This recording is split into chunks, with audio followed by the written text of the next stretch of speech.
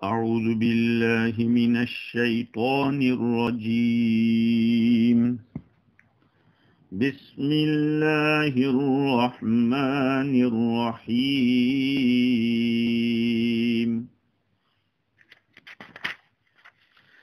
قالت إحداهما يا أبت استأجره إن خير من استأجرت القوي الأمين.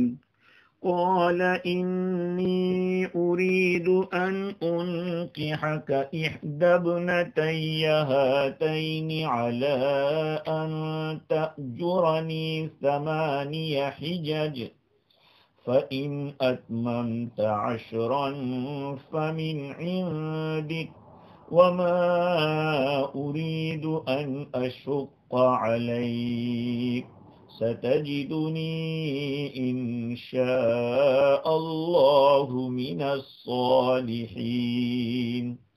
قال ذلك بيني وبينك أيما الأجلين قضيت فلا عدوان علي والله على ما نقول وكيل. صدق اللہ العظیم. بزرگوں، پیارے بھائیوں، سننے والی خواتین، گفتگو ہماری یہ چل رہی تھی کہ حضرت شعیب علیہ السلام کی بیٹیوں میں سے ایک بیٹی شرم کرتی ہوئی حضرت موسیٰ علیہ السلام کے پاس چل کر آئی اور یہ بتایا کہ میرے ابا آپ کو بلاتے ہیں تاکہ آپ کو بدلہ دے اس عمل کا جو آپ نے ہمارے لیے کیا، ہمارے جانوروں کو پانی پلایا، اس کا بدلہ دے. چنانچہ حضرت موسیٰ علیہ السلام حضرت شعیب علیہ السلام کے پاس پہنچے اور اپنی پوری سرگزشت بیان کی. شعیب علیہ السلام نے فرمایا لا تخف، تم ڈریے مت، نجوت من القوم الظالمین، آپ نے چھٹکارا پا لیا ہے ظالم قوم سے. اس میں ایک بات تو یہ ہے کہ لڑکی نے یہ نہیں کہا کہ چلیے میرے ساتھ، بلکہ ایک ادب کا طریقہ اپنایا. اپنی طرف نسبت نہیں کی کہ میرے ساتھ چلو، اپنے والد کی طرف نسبت کی کہ میرے والد آپ کو بلاتے ہیں. اور شرم کے ساتھ آئی. تو عورت کے لیے حیا ایک بہترین کوالٹی ہے. شرم بہت بڑی اونچی صفت ہے. چنانچہ حدیث شریف میں آتا ہے اذا فاتک الحیا فافعل ما شئت، جب تمہارے اندر سے حیا چلی جاوے، شرم چلی جاوے، تو پھر جو چاہو کرو. حضور اکرم صلی اللہ علیہ وسلم نے ایک مرتبہ صحابہ کرام سے پوچھا کہ عورت میں بہترین صفت کیا ہے؟ تو پھر حضرت علی رضی اللہ تعالیٰ عنہ نے حضرت فاطمہ رضی اللہ تعالیٰ عنہ سے پوچھا، بتایا کہ حیا، شرم، موڈیسٹی جس کو کہتے ہیں، یہ بہترین صفت ہے. جس میں یہ چیز چلی جاتی ہے تو پھر اس سے کچھ بھی ہو سکتا ہے، وہ کچھ بھی کر سکتا ہے، چاہے وہ مرد ہو چاہے عورت ہو. لیکن عورت کے لیے بہترین صفت حیا ہے، اور حیا رہتی ہے آنکھوں میں. اسی لیے کہا جاتا ہے کہ تمہیں 2 آنکھوں کی شرم نہیں لگی. خیر، شریف زادی تھی اور یہی ان کی خوبی بھی. آج کے زمانے کے اندر جو عورت بہت جتنی زیادہ زبان چلاتی ہو اور بے پردہ رہتی ہو، اور ہر کس و ناکس کے ساتھ بات کرتی ہو تو اس کو اچھا سمجھا جاتا ہے، لیکن شریعت کے نظر میں یہ چیز اچھی نہیں ہے، کیونکہ المرأۃ عورت، عورت ہے وہ چھپانے کی چیز ہے، جتنا وہ پردے میں رہی ہے اس کے لیے اچھا ہے۔ حضرت سلیمان علیہ السلام کا ایک مقولہ ہے، آپ نے فرمایا کہ امشی وراء الاسد ولا تمشی وراء المرأة، تم شیر کے پیچھے چلو لیکن عورت کے پیچھے مت چلو۔ معاف کرنا عورت اگر سن رہی ہو تو یہ اس لیے میں کہہ رہا ہوں کہ عورت چاہے کتنی پرہیزگار ہو، لیکن انسان کے مرد کے دل میں شیطان یہ ڈالتا ہے کہ اس کو دیکھ لے۔ آدمی جب دیکھتا ہے تو نظر خراب ہوتی ہے اور آگے کے مراحل آگے چلتے ہیں۔ اسی لیے اسلام نے نظروں کو نیچا رکھنے کا مردوں کو بھی مستقل حکم دیا، عورتوں کو بھی مستقل حکم دیا۔ قرآن مجید میں اکثر و بیشتر احکام ایسے ہیں جہاں پر عورتوں کو مردوں کے ساتھ بیان کر دیا ہے۔ وَأَقِيمُوا الصَّلَاةَ وَآتُوا الزَّكَاةَ، تم نماز قائم کرو اور زکوٰۃ ادا کرو۔ وَلِلَّهِ عَلَى النَّاسِ حِجُّ الْبَيْتِ مَنِ اسْتَطَاعَ إِلَيْهِ سَبِيلًا، اللہ تعالیٰ ہی کے لیے ان لوگوں پر حج فرض ہے جو وہاں تک پہنچنے کی طاقت رکھتے ہو۔ اکثر و بیشتر مسائل کے اندر عورتوں کا تذکرہ مردوں میں آ گیا، لیکن بعض خاص مسائل ہے جس کے اندر عورتوں کا الگ بیان کیا۔ الزانیۃ والزانی فاجلدوا کل واحد منہما مئۃ جلدہ، زنا کرنے والے عورت اور مرد کو 100 کوڑے لگاؤ، دونوں کا الگ تذکرہ۔ ایسے ہی نگاہ کے بارے میں قُل لِّلْمُؤْمِنِينَ يَغُضُّوا مِنْ أَبْصَارِهِمْ وَيَحْفَظُوا فُرُوجَهُمْ، ایمان والے مردوں سے کہہ دو کہ وہ اپنی نگاہوں کو نیچی رکھیں اور اپنی شرمگاہ کی حفاظت کریں۔ اسی آیت کے فوراً بعد دوسری آیت میں وَقُل لِّلْمُؤْمِنَاتِ يَغْضُضْنَ مِنْ أَبْصَارِهِنَّ وَيَحْفَظْنَ فُرُوجَهُنَّ وَلَا يُبْدِينَ زِينَتَهُنَّ، ایمان والی عورتوں سے آپ فرما دو کہ اپنی نگاہوں کو نیچی رکھیں اور اپنی شرمگاہ کی حفاظت کریں اور اپنی زینت کی چیزوں کو ظاہر نہ کریں، زینت کی جگہوں کو ظاہر نہ کریں۔ تو پردہ جو ہے اسی لیے مشروع ہوا تاکہ بیوٹی کی جگہ کے اوپر نظر نہ پڑے، نظر پڑے گی تو پھر آگے بات بڑھے گی۔ تمام انبیاء، پھر تمام حکماء اور دنیا کے تمام اہل عقل اور اہل غیرت کا اس بات پر اتفاق ہے کہ زنا ایک بدترین جرم ہے۔ یاد رکھو اس بات کو، اسلام کے اندر، شریعت مطہرہ کے اندر مرد اور عورت اگر رضامندی سے بھی زنا کرتے ہیں تو وہ حرام ہے۔ حکومتوں کی نظر میں تو وہ جرم ہوتا ہے جو زبردستی ہو۔ اب اس کے اندر مرد اپنی بیوی سے بھی زبردستی کرے تو اس کو وہ جرم مانتے ہیں۔ اسلام میں یہ جرم نہیں ہے۔ اسلام میں یہ جرم چاہے مرد ہو یا عورت اگر بغیر نکاح کے شہوت پوری کر رہے ہیں یہ حرام ہے، چاہے دونوں راضی ہو یا زبردستی کا معاملہ ہو، دونوں زنا کے اندر آتے ہیں اور اسلام میں اس کو جرم کہا گیا۔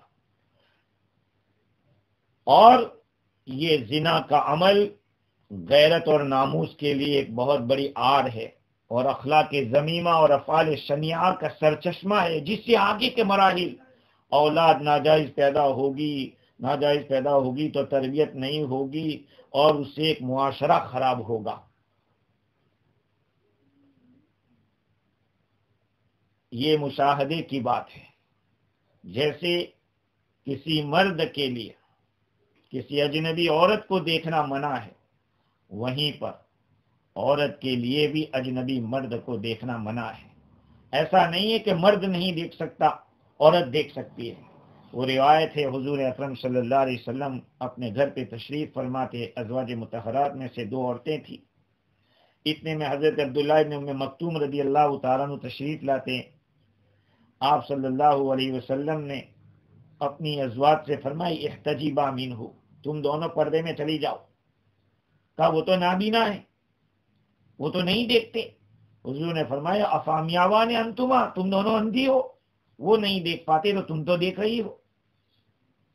خیر، اسی لیے شریعت مطہرہ نے بہت سارے احکام کے اندر عورتوں کو الگ حکم دیا۔ مثال کے طور پر اذان مرد دے گا، عورت نہیں دے گی۔ امامت مرد کرے گا، عورت نہیں کرے گی۔ اسی طرح سے قرآن زور سے پڑھنا مرد پڑھے گا، عورت آہستہ پڑھے گی۔ یہاں تک کہ حج میں لبیک کہنے کو بھی عورتوں سے کہا کہ وہ آہستہ لبیک کرے۔ عورت کا نامحرم مرد کو محض سلام کرنا، زور سے سلام کرنا کہا، اس کو بھی منع کیا۔ اسی طرح سے اجنبی عورت سے اجنبی مرد کا بدن دبوانا یہ بھی منع، اللہ معاف فرمائے۔ دیکھیں حضرت موسیٰ علیہ السلام جلیل القدر، اتنے پاک باز، اس کے باوجود عورت اس لڑکی سے فرما رہے ہیں کہ تم پیچھے چلو، مجھے آگے چلنے دو۔ اور آج بن بیٹھے پیر بابا کیا کر رہے ہیں، اور ایسے بے غیرت مرد بھی اپنی عورتوں کو ان پیروں کے حوالے کرتے ہیں، اپنی لڑکیوں کو حوالے کرتے ہیں۔ نبی اکرم صلی اللہ علیہ وسلم کے پاس ایک عورت بیعت کے لیے آتی ہے اور اپنا ہاتھ بڑھاتی ہے، حضور اکرم صلی اللہ علیہ وسلم نے ہاتھ دینے سے منع کر دیا۔ میرے اور آپ کے نبی سے زیادہ پاک باز کون ہوگا؟ انبیاء کرام کی جو جماعت ہے وہ بہت ہی زیادہ پیور ہے، وہ چوزن پیپل ہے۔ تو ایسے جلیل القدر نبی کسی اجنبی عورت کا ہاتھ نہیں پکڑ رہے ہیں۔ لیکن آج 15ویں صدی کے انسان یہ سوچ کر کہ دل صاف ہے، نعوذ باللہ، میرے اور آپ کے آقا کا دل کیا تھا؟ اس سے آئینے سے زیادہ صاف۔ پھر بھی آپ صلی اللہ علیہ وسلم نے اجنبی عورت کا ہاتھ نہیں پکڑا۔ موسیٰ علیہ السلام نے اپنے آپ کو آگے کر دیا، کیونکہ وہ جانتے تھے امت کو اس میں سبق ہے۔ خیر، پردے کے بہت سارے فوائد ہے۔ جہاں زنا سے حفاظت ہوتی ہے، وہیں پر عورتوں کی فاسق لوگوں کی نظروں سے حفاظت ہوتی ہے۔ اسی طرح سے عورت کے نسب حسب کی حفاظت ہے، دل کی شیطان کے وسوسے سے حفاظت ہوتی ہے، اور عورت کا مقام شوہر کی نظر میں، شوہر کے خاندان کی نظر میں بڑھ جاتا ہے۔ ورنہ شیطان نے تو ایسے ایسے حربے اختیار کیے ہیں، اس نے کچھ ایسے جال بنا کے رکھے ہیں۔ تو اللہ تعالیٰ سے اس نے چیلنج کیا تھا کہ فَبِعِزَّتِكَ لَأُغْوِيَنَّهُمْ أَجْمَعِينَ، تیری عزت کی قسم میں ان تمام لوگوں کو اغوا کروں گا، بہکاؤں گا۔ اس لیے سونا چاندی، گھوڑے، جواہرات، اچھے اچھے کھانے پینے، اچھے اچھے کپڑے، شراب ہے، ناچ گان ہے، اسی طرح سے عورتوں کا حسن و جمال ہے، یہ ساری باتیں شیطان کے جال ہے، اس کے ذریعے لوگوں کو پھانستا ہے۔ خیر، اللہ تعالی ہم سب کی حفاظت فرمائے۔ اور آج کے کورونا وائرس نے تو بتلا دیا کہ عورتوں کے لیے پردہ کتنا ضروری ہے، اپنے آپ کو چھپانا کتنا ضروری ہے۔ اب تو یہ ہو گیا کہ جن ملکوں نے ایک زمانے میں پہل کی تھی عورتوں کے حجاب کے اوپر پابندی لگانے میں، انہوں نے پہل کی ماسک پہننے کے لازم کرنے میں، کہ نہیں اگر لگاؤ گے تو اس کے اوپر آپ کو فائن لگے گی۔ خیر، بات یہ ہے کہ اسلام ایک نیچرل مذہب ہے، اس کے اندر انسان ہی کے لیے خیر ہی خیر ہے۔ بات یہ ہوتی ہے، حضرت موسیٰ علیہ السلام حضرت شعیب علیہ السلام کے یہاں پہنچ جاتے ہیں، اور پہنچنے کے بعد کھانا بھی پیش کیا جاتا ہے۔ پہلی بات تو یہ تھی کہ جب حضرت شعیب علیہ السلام کی بیٹی نے حضرت موسیٰ علیہ السلام سے یہ بات بتائی تھی کہ آپ کو میرے ابا جان بلاتے ہیں آپ کا جو اجرت ہے وہ دینے کے لیے، تو حضرت موسیٰ علیہ السلام کیسے چل پڑے؟ جب وہ اجرت نہیں لیتے تھے پھر کیسے چل دیے؟ اس کا جواب یہ ہے جس کو حضرت حکیم الامت رحمت اللہ علیہ نے فرمایا کہ جس وقت آدمی کام کرتا ہو اس وقت اس کے دل میں کوئی لینے کی نیت نہ ہو، اور پھر اگر بعد میں کوئی چیز آ جاتی ہے تو پھر اس کو سمجھا جائے گا کہ من جانب اللہ انتظام ہے۔ حضرت موسیٰ علیہ السلام نے تو پانی پلا دیا، اس وقت تو مدد کرنا تھا مقصود، لیکن وہ چلے گئے اور بعد میں آ رہے، اس کا یہ مطلب کہ یہ خدائی انتظام ہے، اللہ سے دعا مانگی تھی اور اللہ نے ہی اس کا انتظام کیا۔ تو اگر کام کرنے کے وقت کسی سے اجرت لینے کا ارادہ نہ ہو اور بعد میں اگر اللہ اس طرح کے اسباب پیدا کر لے تو پھر وہ اجرت کے حکم میں نہیں رہے گا۔ حضرت موسیٰ علیہ السلام وہاں تشریف لے گئے اور شعیب علیہ السلام سے الیک سلیک ہوئے، ساری باتیں ہوئی۔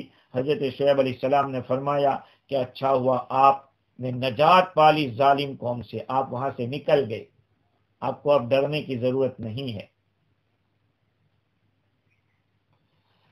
اب حضرت شعیب علیہ السلام کی جو بیٹی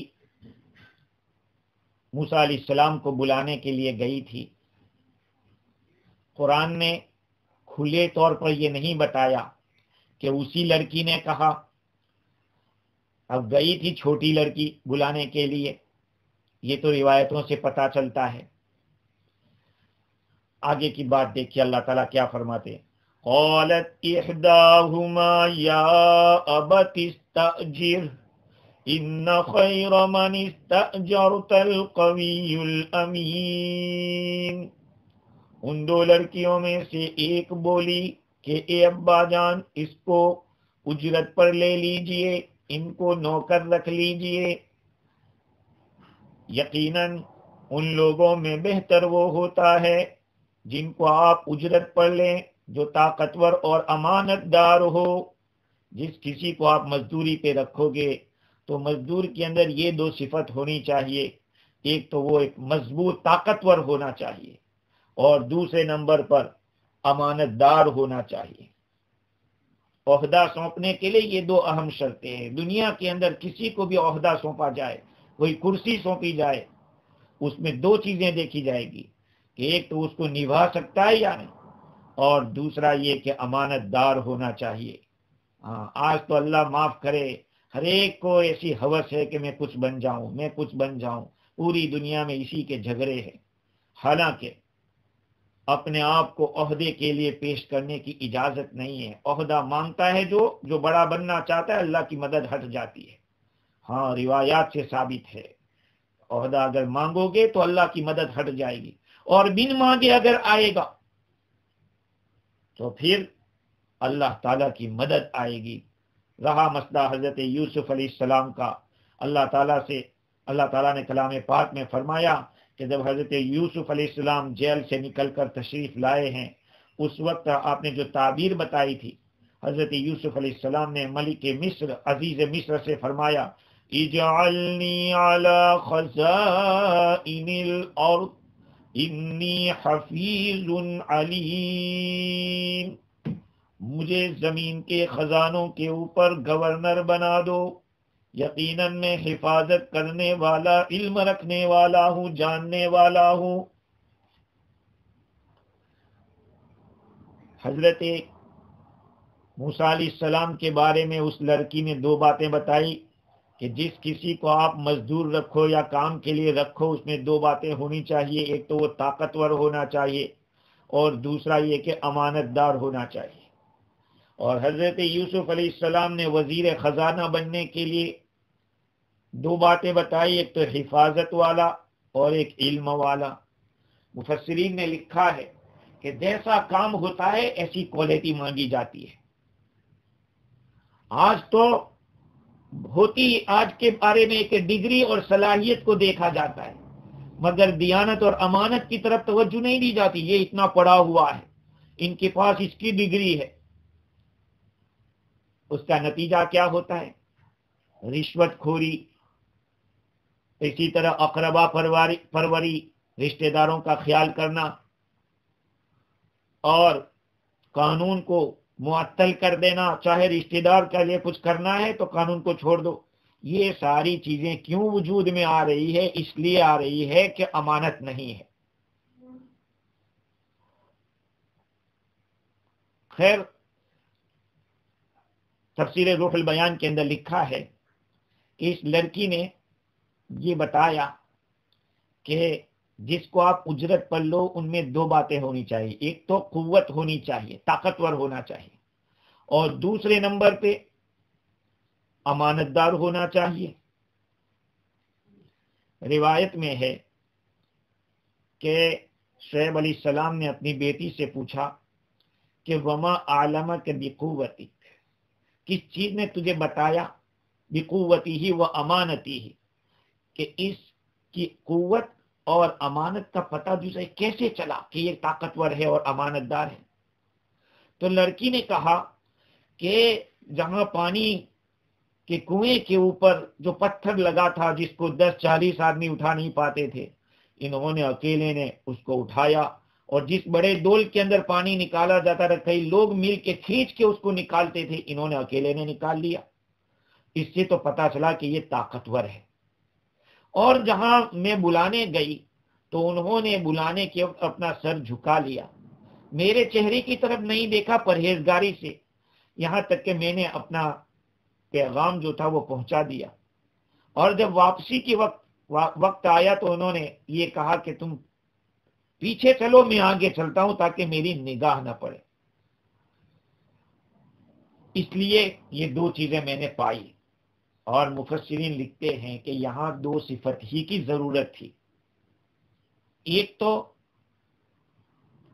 طاقت، اس لیے کہ جانوروں کو سنبھالنا ہے، ان کو پانی پلانا ہے، اور پانی کے بارے میں جیسے ابھی گزرا کہ یہ کرنا پڑے گا، اس لیے طاقت کی ضرورت ہے۔ اور دوسری بات یہ ہے کہ امانت داری کی بھی ضرورت پڑے گی، کیونکہ نگاہ کی حفاظت ہو، گھر کے اندر لڑکیاں بھی ہے، اور بھی دو لڑکیاں ہیں، اس مال کی بھی حفاظت کرنے والے ہو، امانت داری ہوگی تو حفاظت کریں گے۔ تو یہ دو صفت۔ امام راضی نے ایک بات لکھی ہے، سوال قائم کیا ہے کہ عقل کی صفت نہیں بتائی کہ عقل مند ہونا چاہیے؟ ارے بھائی، امانت دار ہوگا وہ بڑا عقل مند ہی ہوگا، تبھی تو امانت داری سے کام لے گا۔ بے عقل کے لیے تھوڑی کوئی صفت کہی جاتی ہے، جس کے اندر عقل نہ ہو تو کبھی کبھار کوئی کام اچھا کرتا ہے۔ امانت داری کی صفت ہر وقت امانت کا ظہور ہو، تو یہ دو صفت۔ اور حضرت یوسف علیہ السلام نے انی حفیظ علیم جو بتایا تھا، تو وہاں ایک تو خزانے کی حفاظت کرنے کی تھی، اور دوسرا یہ کہ علم بھی ضروری تھا کہ یہ مال کہاں کہاں استعمال کس طرح سے کریں گے۔ اس لیے یوسف علیہ السلام نے وہ دو کوالٹی بتائی کہ میرے پاس حفاظت کی اور علم کی، جاننے کی صلاحیت ہے، یہ دو چیزیں میرے اندر پائی جاتی ہے۔ یہاں پر علماء کرام نے ایک بات لکھی ہے، حضرت عبداللہ بن مسعود رضی اللہ تعالیٰ عنہ فرماتے ہیں کہ افرس الناس ثلاثۃ، لوگوں میں عقل مند تین گزرے ہیں، لوگوں میں عقل مند تین گزرے ہیں، فراست سے کام لیا ہے تین لوگوں نے۔ ایک بنت شعیب، حضرت شعیب علیہ السلام کی بیٹی نے، دوسرا صاحب یوسف، حضرت یوسف علیہ السلام کہ جو وقت میں جو بادشاہ تھا عزیز مصر، وہ عزیز مصر نے کیا کہا تھا؟ عَسَىٰ أَن يَنفَعَنَا أَوْ نَتَّخِذَهُ وَلَدًا، امید ہے کہ یہ لڑکا ہمیں نفع بخشے یا ہم اس کو اپنا بیٹا بنا لیں گے۔ اور تیسرا عقل مند صدیق اکبر حضرت ابوبکر صدیق رضی اللہ عنہ نے اپنی زندگی میں اپنا جانشین خلیفہ حضرت عمر رضی اللہ تعالی عنہ کو مقرر کر دیا۔ کہا یہ تین بہت بڑے ہوشیار۔ لڑکی نے ہوشیاری کیا کی کہ یہ ابا جان انہی کو آپ اجرت پہ رکھ لو، اس لیے کہ بہترین اجرت پہ رکھنے کے لائق وہ ہوتا ہے جس میں یہ کوالٹی ہو۔ اب بات ہوتی ہے حضرت شعیب علیہ السلام پیشکش کرتے ہیں، ابھی تو نکاح نہیں ہو رہا ہے، ایسی بات چیت ہو رہی ہے، معاہدہ عقد ہو رہا ہے کہ آئندہ کا پلان کیا ہے۔ حضرت شعیب علیہ السلام نے فرمایا انی اريد ان انكحك احدى ابنتي هاتين على ان تأجرني 8 حجج فإن أتممت 10 فمن عندك وما أريد أن أشق عليك ستجدني إن شاء الله من الصالحين۔ شعیب علیہ السلام یہ کہنے لگے کہ میں چاہتا ہوں کہ ان 2 لڑکیوں میں سے ایک کو تمہارے ساتھ نکاح کر دوں، بیاہ دوں، اس شرط پر کہ تم 8 سال میری نوکری کرو۔ 8 سال آپ کو نوکری کرنی پڑے گی، اس نوکری کے اوپر آپ کا نکاح ہوگا۔ گویا کہ مہر ہی یہ 8 سال کی نوکری ہے۔ فَإِنْ أَتْمَمْتَ 10 فَمِنْ عِنْدِكَ، اگر آپ نے 10 سال پورے کر لیے تو یہ آپ کی طرف سے ہوگا۔ وَمَا أُرِيدُ أَنْ أَشُقَّ عَلَيْكَ، میں نہیں چاہتا کہ تم کو تکلیف میں ڈالوں۔ سَتَجِدُنِي إِنْ شَاءَ اللَّهُ مِنَ الصَّالِحِينَ، تم مجھ کو انشاءاللہ خوش معاملہ پاؤ گے۔ قال ذلك بینی و بینک، موسیٰ علیہ السلام نے یہ کہا کہ یہ وعدہ ہو چکا میرے اور آپ کے بیچ میں۔ ایما الاجلین قضیت فلا عدوان علی، ان 2 مدتوں میں سے جون سی میں مدت پوری کروں مجھ پر کوئی زبردستی نہیں ہوگی۔ واللہ علی ما نقول وکیل، اور جو کچھ ہم بات کر رہے ہیں اس بات میں اللہ پر بھروسہ کرنا چاہیے، یعنی اللہ ہی وکیل ہے ہمارے اس بات کے اندر، گواہ اللہ ہے۔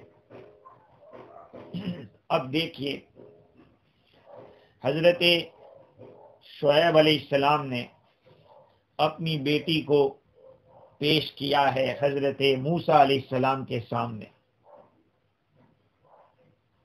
یہاں پہ ایک بات یہ معلوم ہوئی کہ لڑکی کے باپ کو اگر مناسب جوڑا مل جاوے تو پھر اس میں دیر نہیں کرنی چاہیے، بلکہ خود پیش کرنا یہ سنت انبیاء ہے۔ یہاں پہ ایک بات اکثر مفسرین نے لکھی ہے کہ لڑکی کا باپ پیش کرے اپنی لڑکی کو یا لڑکا اپنے آپ کو پیش کرے۔ علماء تو لکھتے ہیں کہ لڑکی کو پیش کر سکتے ہیں، لیکن میری ناقص رائے یہ ہے کہ اسلاف کے عمل کے اندر دونوں چیزیں ملتی ہیں۔ جہاں پر عمر فاروق رضی اللہ تعالی عنہ اپنی صاحبزادی حضرت حفصہ رضی اللہ تعالی عنہا بیوہ ہوتی ہے، تو عمر فاروق رضی اللہ عنہ نے اپنی بیٹی کو حضرت صدیق اکبر اور عثمان ذو النورین رضی اللہ عنہما کے سامنے پیش کیا تھا۔ پہلے صدیق اکبر سے بتایا کہ آپ نکاح کر لو حفصہ سے، پھر عثمان رضی اللہ تعالیٰ عنہ سے بتایا۔ اس سے پتہ چلتا ہے، لیکن حضرت فاطمہ الزہرا رضی اللہ تعالی عنہا کے بارے میں صدیق اکبر نے بھی پیشکش کی تھی، عمر فاروق نے بھی پیش کی تھی رضی اللہ عنہما، اور آخر میں حضرت علی مرتضی رضی اللہ عنہ نے بھی پیش کی تھی، اور ان کی بات کو منظور کیا گیا، جس سے پتہ چلتا ہے کہ اگر لڑکی والا بھی اگر پیش کرتا ہے مناسب جوڑا دیکھ کر تو کوئی بات نہیں ہے، اور اگر لڑکا پیش کرتا ہے تب بھی کوئی بات نہیں۔ اور اس کے ساتھ ساتھ ایک مزید بات یہ ہے کہ اس کا تعلق اپنے عرف کے ساتھ ہے، اپنے علاقے کے اندر کیا ہوتا ہے۔ بعض علاقے میں ایسا ہوتا ہے کہ بھئی واسطے سے بات ہوتی ہے، ڈائریکٹ بات کرنا شرم کی بات لگتی ہے، جیسے ہمارے ہندوستان کا ایک آدمی سعودی گیا ہوا تھا، سال سے کام کر رہا تھا، تو ایک عرب سے دوستی ہو گئی ہوگی، تو اس عرب نے اس ہندوستانی سے کہا کہ تیری بیٹی سے میرا نکاح کر دے.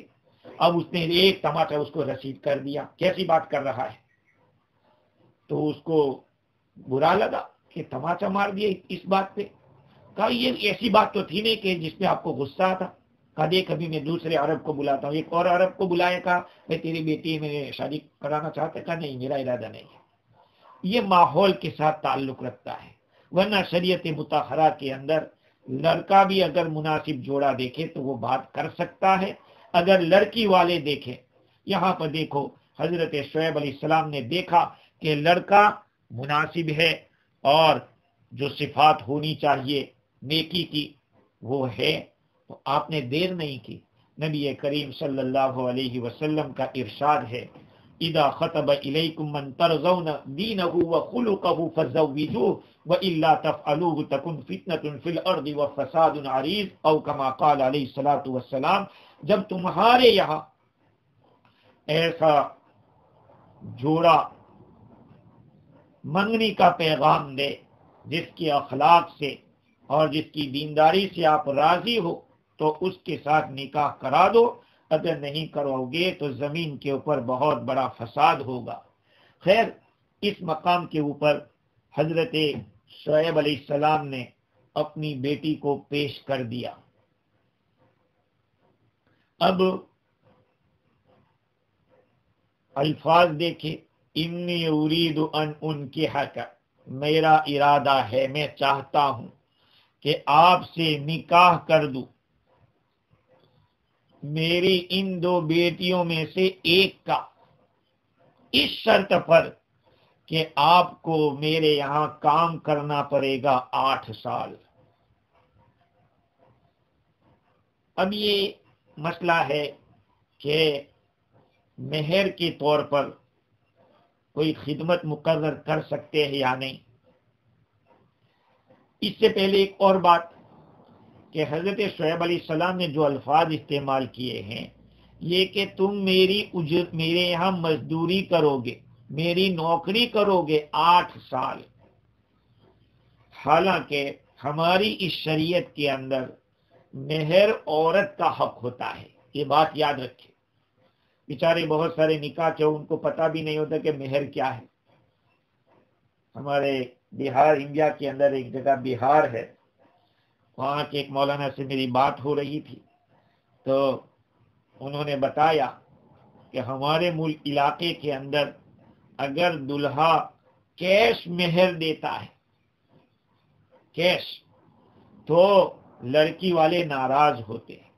کہا دلہے میاں تو ابھی سے مہر دے رہے ہیں، کچھ ارادہ خراب لگتا ہے. حالانکہ میں نے تفسیر کی کتابوں میں دیکھا کہ مہر مستحب ہے کہ آدمی کیش دے دے، ادھار بھی رکھ تو سکتا ہے. تو میں نے ان سے پوچھا کہ بھئی مہر کیسا ہوتا ہے؟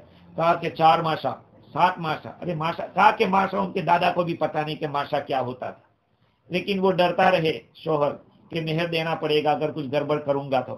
اس لیے دیکھو یہ ان پڑھ ہونے اور جہالت کی نشانی ہے. عورت کا حق ہے مہر، اور مہر کئی قسم کا ہوتا ہے. ایک مہر مثل ہوتا ہے، ایک مہر فاطمی ہوتا ہے، اور ایک مہر مسمہ ہوتا ہے. مہر مثل کا مطلب یہ ہے کہ خاندان میں پہلے جو لڑکیاں اسی طرح کی لڑکیوں کی شادی ہوئی اور اس میں جو پہلے مہر مقرر کیا گیا ہو وہ مہر دوسری لڑکی کے لیے، اس خاندان کی لڑکی کے لیے مہر مثل کہلائے گا. ان کو جیسا دیا تھا ایسا ان کو.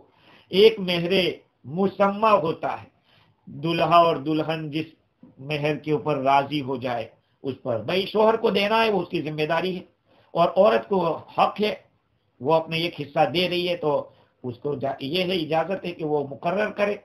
بھائی دکان کے اندر آپ خریدنے جاتے ہیں تو ایک چیز $100 کی ہے تو آپ یہ بھی کہہ سکتے ہیں بھائی 90 میں دے دو مجھے. وہ کہے کہ نہیں 90 نہیں، اس کو حق اختیار ہے. پھر دونوں جس پر راضی ہو جاتے ہیں وہ بھاؤ فکس ہو جاتا ہے، طے ہو جاتا ہے. کہا اسی طرح سے مہر مسمہ. اور ایک مہر فاطمی ہوتی ہے. حضرت فاطمہ الزہرا رضی اللہ تعالی عنہ کا جو مہر مقرر ہوا تقریباً 1.5 kg یا 1 3/4 kg سلور چاندی یا اس کی قیمت، کہ یہ مہر فاطمی ہے۔ یہاں پر جو مہر مقرر ہو رہا ہے وہ حضرت شعیب فرما رہے ہیں کہ میری مزدوری کرنی پڑے گی۔ تو ہو سکتا ہے کہ اس شریعت کے اندر مہر عورت کا حق نہ رہا ہو، یا یہ بھی ہو سکتا ہے کہ یہ جو بکریاں چرانی ہے بکریاں اس لڑکی کی بھی ہو۔ یہاں پر دو لڑکیوں میں سے کسی ایک کو طے نہیں کیا ہے کہ کس لڑکی کا نکاح کرانا ہے، چونکہ ابھی تو بات ہو رہی ہے۔ ہاں، اگر آپ کسی جگہ پر بیل خریدنے کے لیے جاؤ اور دو بیل ہے تو کہ ان میں سے ایک میں نے 5,000 میں خریدا، یہ نہیں چلے گا۔ آپ فکس کرو کہ میں نے یہ خریدا ہے۔ کہا نکاح میں بھی ایسے ہی تھوڑی نکاح ہوگا، طے کرنا پڑے گا اب کس کا نکاح ہوا۔ اس بارے میں کتابیں خاموش ہیں۔ حضور اکرم صلی اللہ علیہ وسلم کی ایک مرفوع روایت جس کو حضرت ابو ذر رضی اللہ عنہ نے نقل کی کہ آپ نے فرمایا کہ جب پوچھا جائے کہ دو عورتوں میں سے کس کا نکاح کیا تو آپ کہہ دو کہ چھوٹی کا کیا، جس نے آ کر اپنے ابا سے کہا تھا یا ابت استاجر، اسی چھوٹی کے ساتھ نکاح کرایا۔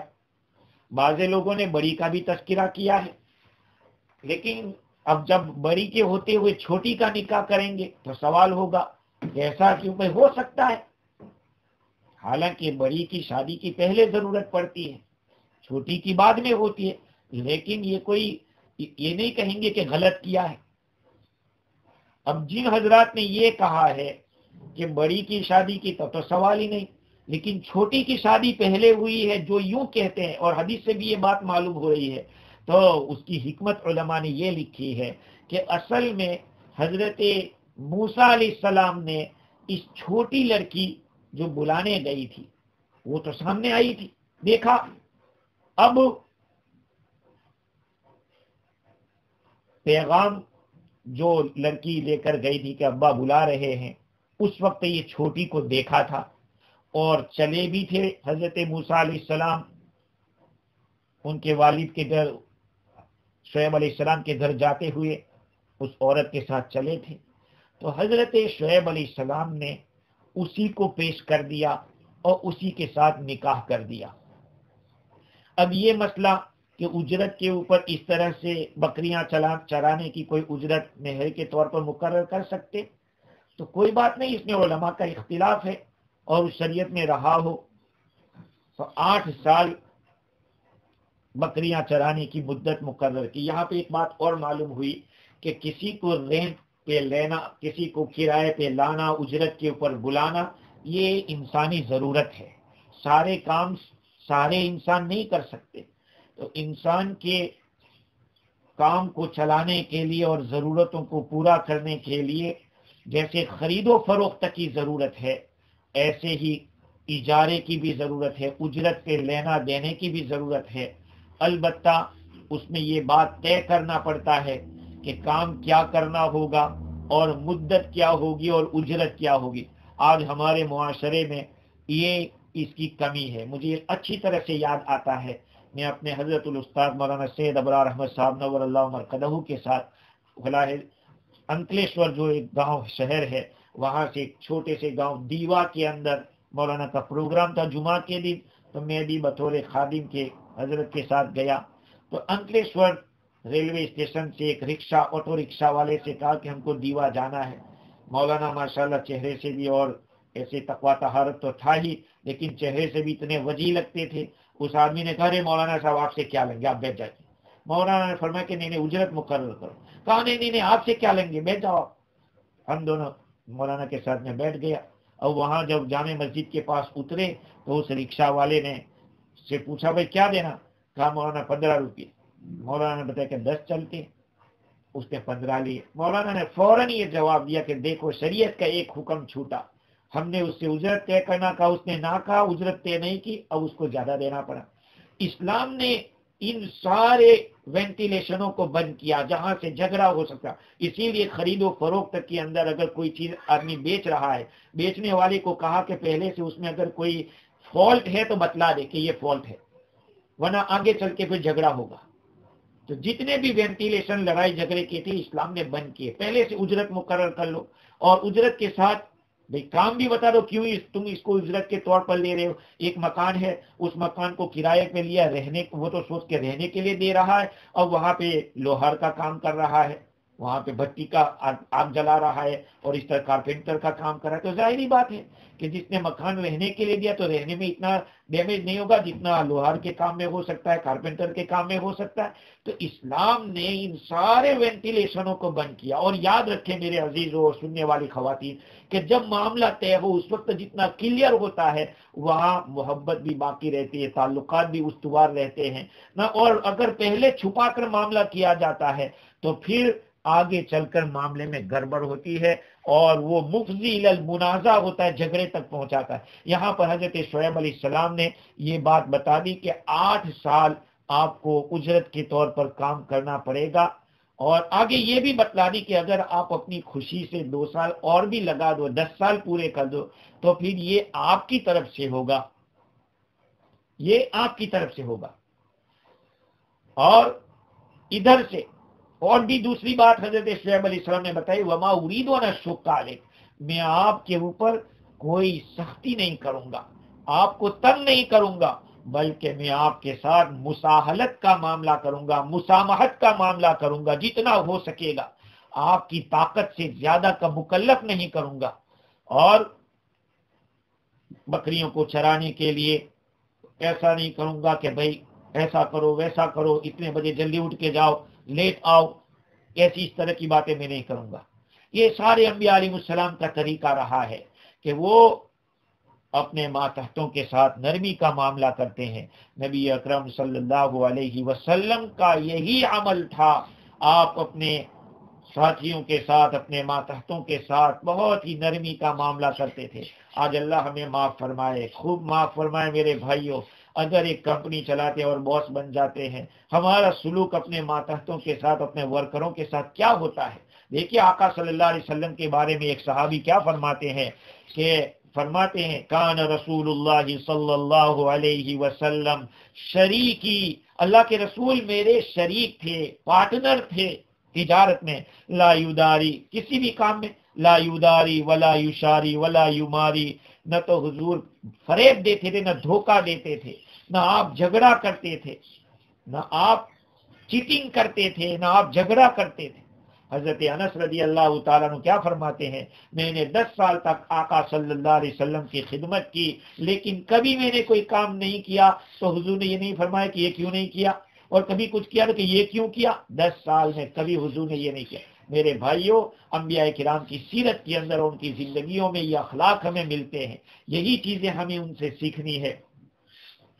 यहाँ पर एक बात मुर्शिद थानवी रहमतुल्लाह अलैह ने ये भी लिखी कि नौकरी करना या मजदूरी करना या दूसरा असबाब माश इख्तियार करना ये तवक्कुल के मुनाफी नहीं है। तवक्कुल के मुनाफी नहीं है कि एक नबी होके ये काम कर रहे हैं, बकरियां चराना, जैसे कल भी मैंने कहा था, हुजूर अकरम सल्लल्लाहु अलैहि वसल्लम ने एक मर्तबा सहाबा किराम पीलू के फल तोड़ रहे थे, पीलू के फल तोड़ रहे, आपने फरमाया भाई काले काले तोड़ना। कहा हुजूर क्यों? कहा वो मीठे होते हैं। कहा आपको कैसे बता? कहा मैंने भी मक्का वालों की बकरियां चराई है कुछ किरात के ऊपर, और हर नबी ने बकरी चराई है मेरे भाइयों, जैसे मैंने पहले भी अर्ज किया था। खैर, हजरत शुएब अलैहिस्सलाम ने इनके सामने पूरी बात रख दी और ये भी बतला दिया, सतजिदुनी इंशाअल्लाहु मिनस सालिहीन, आप मुझे अगर अल्लाह ने चाहा तो नेक लोगों में से पाओगे। ये इंशाअल्लाह जो कहा गया है वो अल्लाह की मदद हासिल करने के लिए, ये नहीं कि अगर मैंने दिल के अंदर, जैसे कि आज इंशाअल्लाह जो कहा जाता है अल्लाह माफ करे, ऐसा इंशाअल्लाह, बल्कि जमात के हमारे साथी तो जो पूछे भाई क्या हाल है, कहा इंशाअल्लाह अच्छा है। अरे इंशाल्लाह तो फ्यूचर के लिए होता है कि इंशाल्लाह ये करूंगा, इंशाल्लाह ये नहीं करूंगा, ये फ्यूचर के लिए होता है। ये कह सकते हैं कि माशाल्लाह बहुत अच्छा है, अल्हम्दुलिल्लाह बहुत अच्छा है। तो इंशाल्लाह का भी एक महल है, उसको कहाँ बोलना चाहिए कहाँ नहीं। वो यहाँ पे हजरत शुएब अलैहिस्सलाम फरमा रहे हैं, सतजिदुनी इंशाअल्लाहु मिनस सालिहीन, अगर अल्लाह ने चाहा, यानी अल्लाह की मदद नुसरत शामिल हाल रही, मुझे आप नेक लोगों में से पाओगे, नेक लोगों में से पाओगे। خیر مزید گفتگو انشاءاللہ آئندہ کل کریں گے۔ اللہ سبحانہ و تعالی مجھے اور آپ کو دین کی صحیح سمجھ عطا فرمائے، عمل کی توفیق عطا فرمائے۔ دیکھو میرے بھائیو، قرآن مجید کی ایک ایک آیت کے اندر کیسی کیسی باتیں رکھی ہے۔ ابھی یہی جو آیت کریمہ چل رہی ہے اس کے اندر بہت سارے احکام نقل کیے ہیں۔ ایک مسئلہ تو یہاں پہ یہ بھی آتا ہے کہ دیکھو باپ نے اپنی بیٹی کے نکاح کی پیشکش کی، لا نکاح الا بولی، ولی کے بغیر نکاح نہیں ہے، ایک حدیث ہے، تو حدیث صحیح ہے، اس کا انکار نہیں، لیکن اس میں علماء کا اختلاف ہوا کہ ولی کے بغیر نکاح ہو سکتا ہے یا نہیں۔ اس کے لیے انشاءاللہ مزید گفتگو آئندہ کل کریں گے۔ اللہ تعالی ہمیں دین کی بصیرت عطا فرمائے۔ وآخر دعوانا ان الحمدللہ رب